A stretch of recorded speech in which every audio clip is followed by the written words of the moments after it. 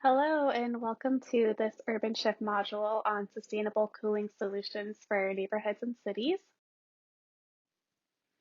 My name is Lindsay Rasmussen. I'm a senior associate with RMI on our urban transformation team. I'm excited to be here with you today. I'm also joined by Lily, and I'll let Lily introduce herself. Good morning, good afternoon, or good evening, depending on where you're joining us from. My name is Lily Riahi. I am a program manager in the Cities Unit at the United Nations Environment Program. I am also the coordinator for the UNEP-led Cool Coalition. By the end of this century, many cities could warm by 4 degrees on average. Even at 1.5 degrees of warming, 700 million people could be vulnerable to severe heat waves. And at 2 degrees, that number increases significantly to 2 billion people. City officials working to make their cities cooler and more livable can turn to nature-based solutions as a very powerful tool to improve indoor and outdoor thermal comfort in neighborhoods. This reduces the need for active cooling, saves energy, reduces emissions, and prevents excessive urban warming.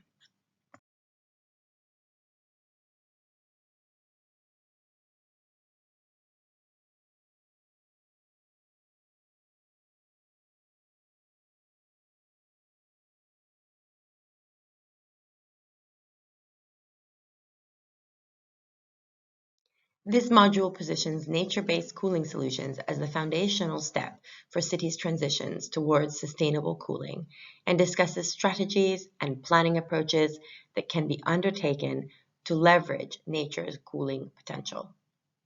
Nature-based solutions, however, are only one part of the comprehensive approach needed to beat the heat in cities.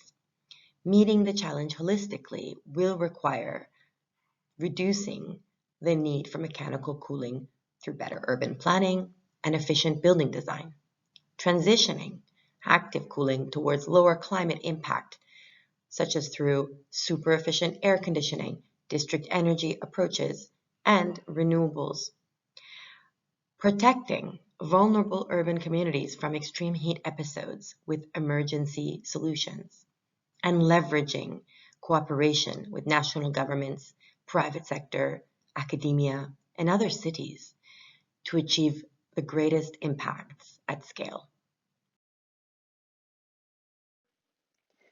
Great.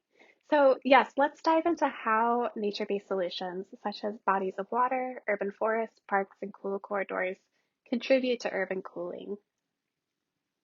First, urban trees, green roofs, and walls provide direct shading to buildings, urban dwellers, and urban infrastructure.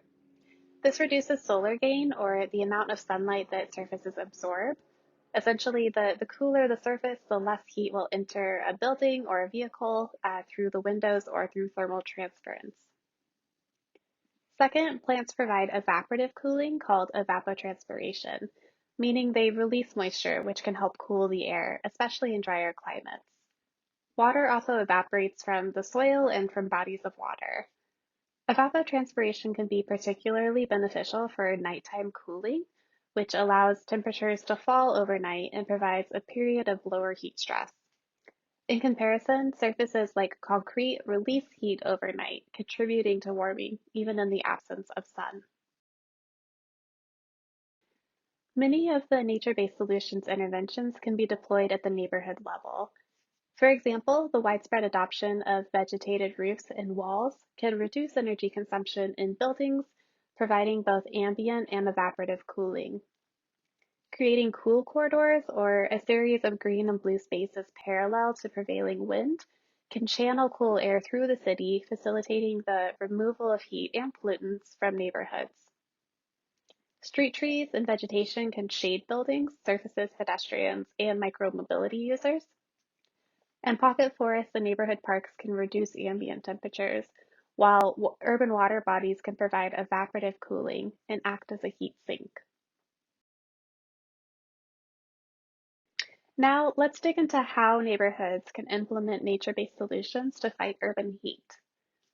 Neighborhood-scale interventions require a comprehensive plan. Land use planning and urban design control is often the biggest lever a city has for proactively incorporating nature-based solutions, also referred to as green and blue infrastructure. This should be done by first understanding the local context and cooling needs, both current and future. One approach is urban heat island mapping. Urban heat island mapping can inform which neighborhoods are hotter and most vulnerable, and where nature-based solutions can have the greatest impact. This mapping should take into account planned future and needed infrastructure to meet population growth and urbanization rates.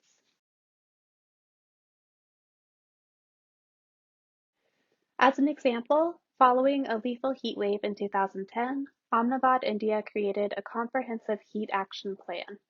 This action plan leaned on nature-based solutions, increasing green area cover by 4% in 2012 to 12% in 2022, and with a goal of 15% by 2025. To meet this goal, the city has planted about $1 million worth of trees every year.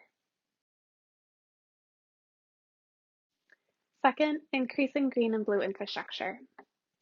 Planning should focus on adding nature to currently underutilized or unutilized land in a city, such as vacant lots and rooftops, and should map out future areas for green space.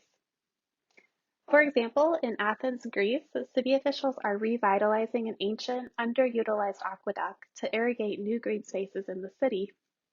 Historically, this aqueduct provided water to the city, but since had been built over and flowed into the city's sewer network. By using this otherwise wasted water for irrigating nature-based solutions, the city's actions also help to provide heat mitigation. A holistic approach to sustainable urban cooling also means promoting equity and delivering thermal comfort to heat-vulnerable communities that often have lesser access to mechanical cooling. And finally, ensuring success and longevity. Planning should include a dedicated team within the local administrative bodies that is responsible to manage, oversee, and maintain natural assets in recommended areas, and a dedicated budget with funding sources aligned with the beneficiaries of cooling should be secured.